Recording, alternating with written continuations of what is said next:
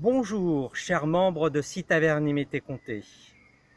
Je me trouve juste à côté de Notre-Dame qui nous ouvre une nouvelle fois encore un nouveau chapitre de sa fabuleuse histoire. Alors, nous avons pratiquement fait le tour extérieur de l'église Notre-Dame et nous sommes en face du chevet.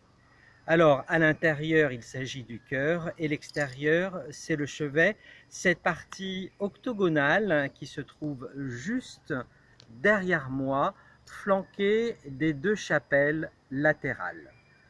C'est véritablement un point original de l'architecture gothique de Notre-Dame. En effet, nous pouvons nous apercevoir de cette élévation si importante dans le style gothique, mais également cette pureté des lignes, cette recherche pure de l'élévation que nous retrouvons également dans le dessin du chevet qui reste le trait le plus remarquable du plan de l'église.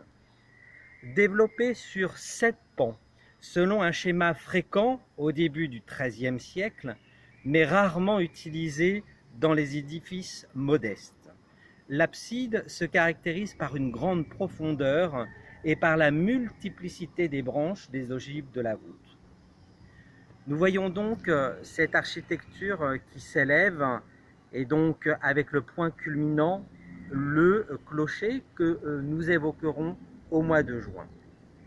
Alors nous pouvons distinguer également les gargouilles qui constituent un attrait majeur de cette architecture, également les contreforts qui viennent supporter le poids de l'édifice autour de ce chœur. Alors c'est un chœur qui est richement décoré puisque comme on peut le voir, nous voyons les gargouilles, nous retrouvons un de ces traits de Notre-Dame de Paris, des gargouilles maléfiques, des dragons, des bêtes issues d'un bestiaire maléfique et fantastique.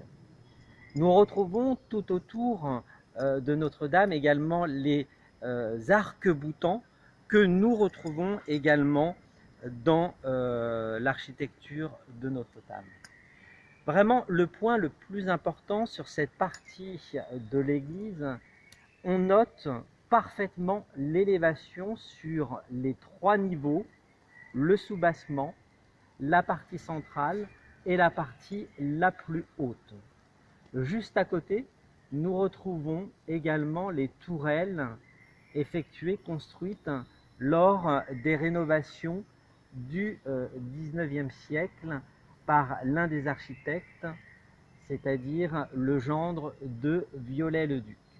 Alors, le mois prochain, au mois de juin, nous évoquerons le clocher qui est désaxé par rapport au plan de l'église, dont la particularité est qu'il est en bois. Et au mois de septembre, nous rentrerons finalement à l'intérieur de Notre-Dame pour y découvrir également toutes ses richesses. Alors à très vite.